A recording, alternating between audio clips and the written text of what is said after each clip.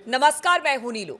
तो गजा के भीतर हमास ने बड़ा हमला इजरायली सेना पर किया है और इजराइल के 3 बड़े सेना के जो अधिकारी थे वो इसमें मारे गए, इस तरह की खबर आ रही है। और भी बहुत ज्यादा नुकसान हुआ है। बातचीत करने के लिए मेरे साथ मयंक है। मयंक, अगर बात की जाए सीज फायर की, करीब करीब 3 महीने का वक्त इसको लेकर गुजर रहा है। अब तक हमने देखा कि गजा में इजराइल ने जबरदस्त प्रहार किया इस दौरान, लेकिन अब कहा जा रहा है एक बार फिर से हमास ने पूरी ताकत के साथ जो घुस रहे इजरायली सैनिक थे उन पे हमला किया है। कहां पर यह हमला है, कितना खतरनाक ये हमला है और क्या नुकसान इजरायली देखिए, सेना ये जो हमला हुआ है ये पिछले कुछ महीनों का सबसे बड़ा हमला माना जा रहा है इजरायली सोल्जर्स पे। और जैसा आपने बताया कि इसमें 3 सोल्जर्स की डेथ हो गई है और 5 घायल हो गए हैं। ये हमला देखिए उत्तरी गाज़ा का जबालिया इलाका है, यहाँ पे ये हमला हुआ। और ये किस तरह से हुआ हम आपको बताते हैं। यहाँ पे एक इजरायली सोल्जर्स का काफिला जा रहा था। इनका हमवी व्हीकल कहलाता है, जो कि high mobility multipurpose wheeled vehicle जो होता है। इसमें इजरायली सैनिक जा रहे थे। आप उसको सरल भाषा में समझिए, इजरायली सैनिकों का एक वाहन था बड़ा सा जो कि जा रहा था। और ये एक फायर इंजन को स्कॉर्ट करके ले जाया जा रहा था आगे। इसी दौरान क्या हुआ, अचानक सड़क के किनारे एक बड़ा एक्सप्लोजिव डिवाइस पहले से लगा हुआ था जिसमें धमाका कर दिया गया। और ये ठीक उस समय हुआ जब ये व्हीकल उसके ठीक बगल से जा रहा था, एम्बुश करके। ये एक माइन था, आप एक प्रकार से समझिए कि एक माइन थी जो कि सड़क के किनारे लगाई गई थी। और जैसे ही उसके बगल से काफिला गुजरता है उसको ब्लास्ट कर दिया गया।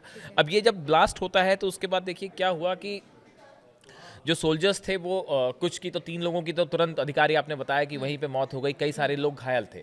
लेकिन ये जिस इलाके में हुआ वहाँ पे रेस्क्यू करना बहुत ज़्यादा मुश्किल था, क्योंकि देखिए ये पूरे इलाके से इस पूरे रोड पे जहाँ पे ये काफिला जा रहा था करीब 20 माइंस बरामद हुई हैं। 20 बड़े बॉम्ब्स जो हैं वो हमास ने प्लांट किए थे यहाँ पे। ये एक बड़ा एम्बुश था कि इजरायली सेना वहाँ पे आती है और वहाँ पे फंस जाए और उस पे हमला हो जाए। तो इसमें जो है करीब 20 एक्सप्लोजिव डिवाइसेस इस जहाँ पे हमला हुआ है जबालिया इलाके में, इसके आसपास से बरामद किए गए। और देखिए ये जो सोल्जर्स यहाँ पे थे इनको यहाँ से बाहर निकालने में भी काफ़ी वक्त लगा है, क्योंकि यहाँ से जो सपोर्ट सिस्टम आना था उसके लिए भी बड़ा खतरा था कि अगर रास्ते में और एक्सप्लोजिव डिवाइसेस लगे हो या कुछ एम्बुश हो, तो इसके चलते काफ़ी वक्त लगा इनको वहाँ से बाहर निकालने में। तो ये एक बड़ा टफ ऑपरेशन रहा। दूसरी चीज़, एक बड़ी चीज़ जो निकल के सामने आई है वो ये कि देखिए ये जो पूरा इलाका है नॉर्थ गाज़ा का, यहाँ पे हमास और जो इनका अल कसाम ब्रिगेड है ये काफ़ी एक्टिव है। इसकी एक बड़ी वजह यह है इनके पास जो हथियार सप्लाई हो रहे हैं। बताया जा रहा है कि जो हथियारों का, जो एक्सप्लोजिव डिवाइसेस का इस्तेमाल इजराइल की सेना कर रही है, ये उसी को निकाल के उसी का इस्तेमाल इजरायली सेना के खिलाफ कर रहे हैं। इस तरह की जानकारी सामने आई है। देखिए इजराइल जो है वो लगातार टनल्स की तलाश में है या वो उन जगहों की तलाश में है जहाँ पे बंधक हैं, जो मेन ऑपरेशन की एक एम है इजराइल का।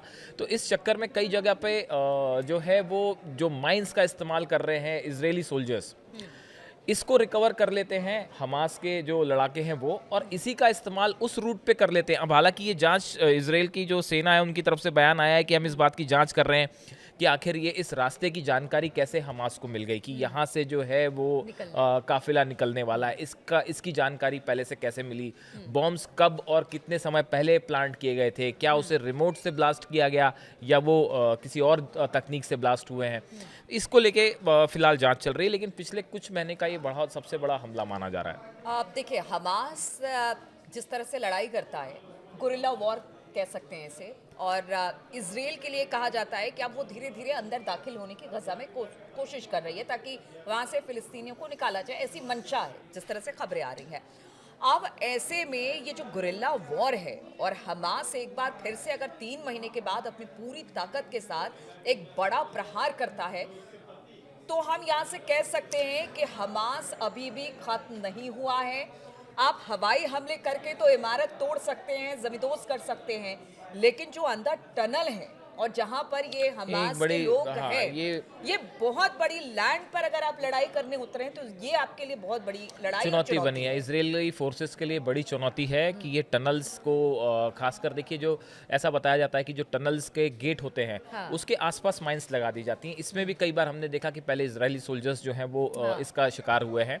तो हमास की तरफ से जो एम्बुश करके हमले हो रहे हैं या जो गुरिल्ला वॉरफेयर हो रहा है, इससे बड़ा नुकसान होता है इजरायली फोर्सेस को। और देखिए, आप अगर पिछले 48 घंटे की बात करें तो पिछले 48 घंटे में गजा में जबरदस्त खून खराबा हुआ है। देखिए, पहले तो वहाँ पे सहायता वितरण केंद्र पर जो हमला हुआ उसमें बताया जा रहा है कि जो है 50 से ज़्यादा लोग उसमें मारे गए हैं। वहाँ पे वो लोग जमा थे जो कि खाना लेने के लिए पहुंचे थे और वहाँ पे फायरिंग हो जाती है। अब आरोप लग रहे हैं कि इजराइल की तरफ से फायरिंग की गई है, लेकिन अभी ये साफ नहीं है कि कैसे ये पूरा मामला हुआ। दूसरी तरफ से देखिए, अभी पिछली स्ट्राइक जो इजराइल की तरफ से हुई है, अभी सोमवार को स्ट्राइक हुई है जिसमें 14 लोग मारे गए, जिसमें काफ़ी सारे बच्चे भी हैं। तो गजा से जो तस्वीरें आ रही हैं वो बेहद ही भयावह तस्वीरें हैं और इसकी बार बार यूरोप की तरफ से भी कई कंट्रीज़ ने ये अपील की है कि फ़ौरन गजा में हमले बंद होने चाहिए। अब वहाँ ना पानी है, ना खाने की सुविधा है और ऐसे में जो है वो ये लड़ाई और अब एकदम अब निर्णायक मोड़ की तरफ पहुँच रही है। गजा में अब क्या होगा, ये जल्दी ही कुछ इसको लेके कुछ चीज़ें निकल के सामने आ सकती है। अभी इसके लिए हालांकि नेतन्याहू का भी इसमें स्टेटमेंट आया है, इस हमले को लेकर उन्होंने जो है फैमिली से सांत्वना जताई है, दुख जताया है। अब सवाल ये है कि आगे जो ग्राउंड ऑपरेशन इजरायली फोर्सेस का है, ये आगे कैसे बढ़ाया जाए, कितनी दूरी तक अंदर जाना है, कैसे इस हमास के जो माइंस हैं उसको कैसे उनसे कैसे निपटना है और जो एम्बुश हो रहे हैं इनसे कैसे निपटना है, ये एक बड़ी चुनौती है। लेकिन फिलहाल ये इजरायली सेना को बहुत बड़ा झटका है। एक सवाल का जवाब और दीजिए, उसके बाद हम इस चर्चा को ख़त्म करेंगे। चूँकि हमास की बात हो रही है, इस तरह की इस वक्त स्थिति बहुत ख़राब है गजा में, वो तस्वीरें बार बार सामने आती है। तो अब ये लग रहा है हमास को भी कि अब यहाँ से दो दो हाथ करना ही है, क्योंकि अगर हम पीछे हुए तो शायद इजराइल अपनी सेना को और आगे बढ़ाएगा और फिर कहते नहीं सर्वाइवल की लड़ाई है वो खत्म हो जाएगा। अब देखिए, ये दोनों चीज़ें एक साथ हो रही हैं। एक तरफ तो बार बार सीज फायर के प्रस्ताव भी आ जाते हैं, फिर वो एक तरफ से कभी वो इजराइल की तरफ से ठुकरा दिए जाते हैं, फिर कभी हमास की तरफ से बयान आता है कि भाई ये शर्तें हमें मंजूर नहीं है। तो इनके बीच में जो अभी स्थिति है वो गजा में ग्राउंड में बेहद ख़राब स्थिति है और हमास की तरफ से जो है वो तो समय समय पे जवाब देने की कोशिशें लगातार जारी है ही। अब देखिए, जिस तरह से अमेरिका में हमने देखा कि कोलोराडो में हमला हुआ, इसके पहले वॉशिंगटन में जिस तरह से हमला हुआ और पूरी दुनिया में जो है ज्यूज़ को लेके एक प्रकार का जो गुस्सा देखने को मिल रहा है। तो देखिए, ये गजा वाला जो इम्पैक्ट है ये अब सिर्फ गजा तक सीमित नहीं है, ये बाहर भी फैल चुका है। और अब हमास का आगे क्या होता है, इजराइल की फोर्सेस इसका कैसे जवाब देती हैं, ये अगले 24 घंटे में शायद कुछ पता चलेगा।